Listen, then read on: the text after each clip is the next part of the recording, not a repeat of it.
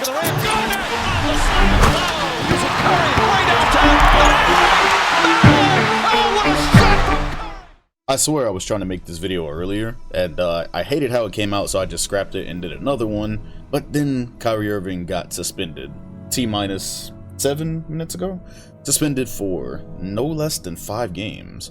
The Nets were not hesitant to throw in the fact that he is, quote, unfit to be part of their organization at the moment. Now, my original translation for that was that the Nets were done with him. I thought that at a certain point they were just going to release him. He is in a contract year, so I'm going, you don't have that much of this season to eat up with this situation before you just figure out he's not playing.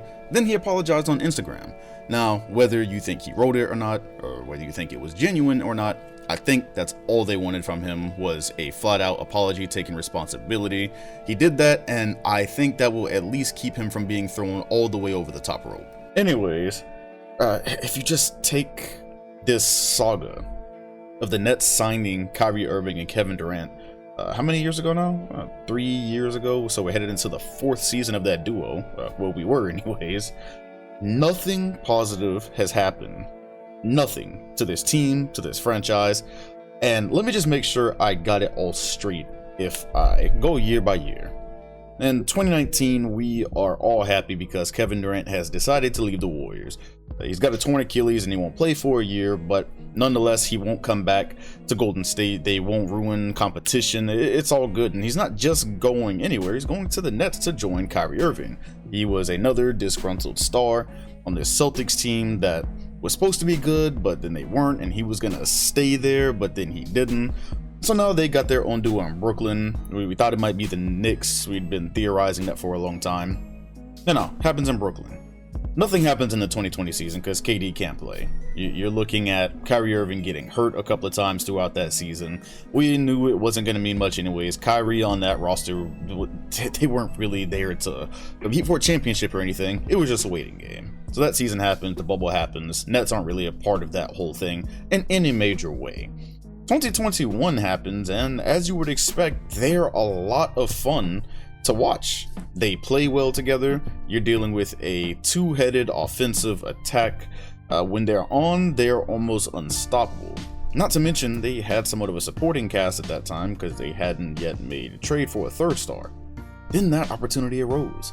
James Harden is unhappy in Houston.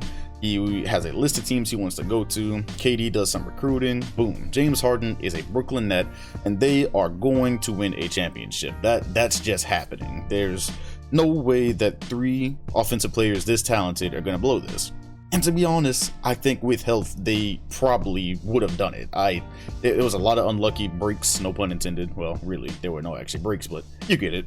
Kyrie messes up his ankle. James Harden messes up his hamstring. Before that happened, this team never really got any time to play together. They were hardly ever on the floor. 2 guys would be out and 1 would be playing, then 2 guys would be in, but another guy would be out. They just played so few games together. You go back and look at some highlights, or you look for highlights, and it's literally the first game where they played in Cleveland, and then after that, it's just very sparse.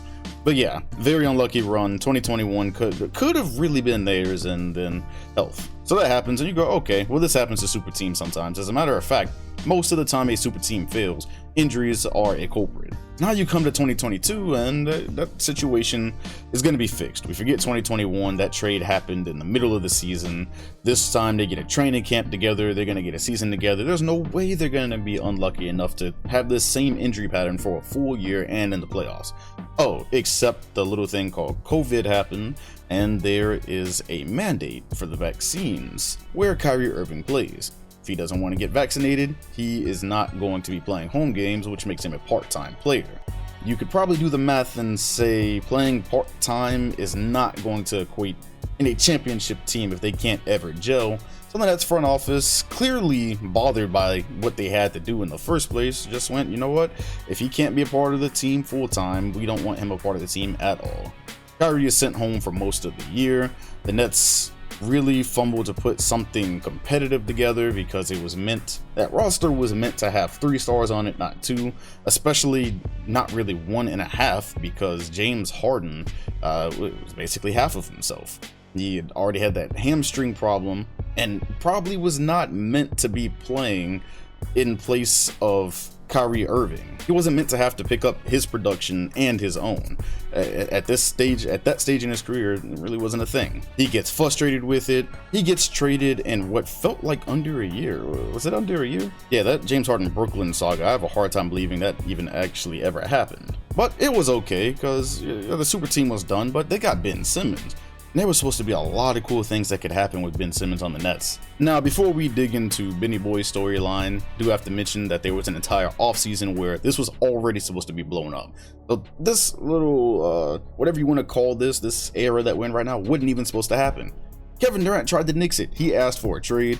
Kyrie was acting weird as usual and sending mixed signals about whether he was gonna do the extension or not, and then he ended up doing it. So we figured it was good for a second, and then KD was like, actually, yeah, I want to go ahead and get up out of here. I'm just going to request the biggest trade in NBA history, given that I probably could have won MVP last year if I was healthy. But wait, there's more. Nobody really wants to trade for Kyrie, because the only situation that really made sense to deal with everything that comes with him and his contract, it was probably the Lakers. That was the only team that would be thirsty enough to deal with that headache. So that was Kyrie.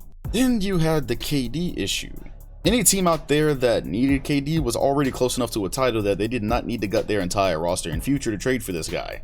At the end of the day, he is starting to get a little bit older. He's been injury prone the last couple of seasons, so you go, yeah, he's nice and we'd love to have him, but we're not selling the entire house. No team did, and so he awkwardly had to just say, oh, you know, we put all this behind us and I'm here and I want to play for this team now. And there were some of us out there who said, you know what, it's kind of weird that you had this guy, well, both guys with 2 feet out the door this offseason didn't really want to play with y'all, but now we're back. So I was wondering if they could put that behind them, and even if they couldn't, as we see now, there would just be another controversy next in line. Okay, so for the 2023 season, last time we saw him, he was a top defensive player in the league, so he was supposed to be able to guard multiple positions and give them versatility, maybe juice their transition attacks, screen for guys, have guys screen for him, all this interesting stuff that could happen. He probably was never a great, not even probably, he was never a great offensive player in terms of scoring the ball. However, he still had some force attacking the rim. So you're just looking at all of that next to Kyrie and Durant, knowing he doesn't have to be a first or second option. And you're like, okay, this could probably work. In Ben Simmons' words, it could be scary. We come into this year, Ben Simmons, the only thing scary is the fact that he might not ever get close to what he was, and that was a player who hadn't really improved in his entire time in the league. But whatever, not all his fault. The roster is definitely constructed in a flawed way. Having to have him out there with non-shooting bigs because there's no other way you're going to be able to rebound consistently, that's a problem. Then the fact that he didn't really want to look at the rim, and it's just a lot of reasons he hadn't been great so far. And then he's got injury issues still that he's dealing with, so he goes out. Meanwhile, Kyrie and KD are doing what they're supposed to do, score, but it feels very empty because they're losing games. Everything else outside of the scoring is pretty much wrong. On top of that issue, Kyrie decides to post extremely controversial content on his Twitter account and say that, oh, I wasn't actually promoting it, I just posted it to my millions of followers, but there was no promotion. Whatever the case is with that, Kyrie just being Kyrie.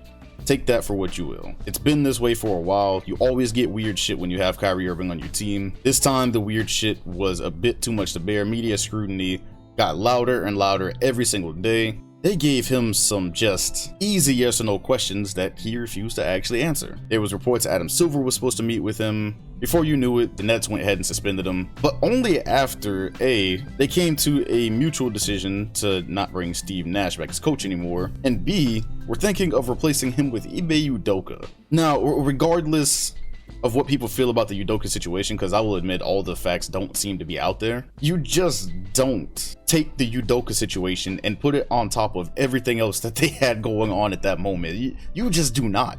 And they didn't, but boy, it sounded like they were close. And so after letting him play some games and go through some really awkward media scrums, we land at this moment where he is suspended for what I'm gonna say is probably an indefinite amount of time. Now, since he's apologized, the math has definitely changed. That's what the Nets wanted him to do, and without the apology, it was probably more indefinite. With it, I'm still not sure, because again, this is the last year of his deal. He opted into it for the 2023 season.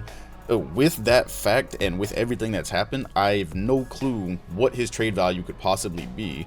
It's just a rock and a hard place, man. This franchise has to, figure out maybe how to be competitive this year, or figure out what you can get for one or both of these players. Let me remind you, if you didn't know, this squad doesn't have, I don't know if it's any of their picks or a lot of their picks, they don't have a future in terms of picks. They traded the whole house. Given the circumstances of how difficult these two are to trade, that leaves them, just like I said, in a rock and a hard place. Either way, I don't see this pairing being successful, meaning that after 3 seasons and some change, all they had was a season where they didn't get to play together, a season where injuries ruined their title chances, a season where Kyrie's decision making ruined their title chances, and another season where Kyrie's decision making, plus a lot of other factors, not only going to ruin their title chances, it's gonna blow the team up. Turns out the league shouldn't have been afraid of this duo.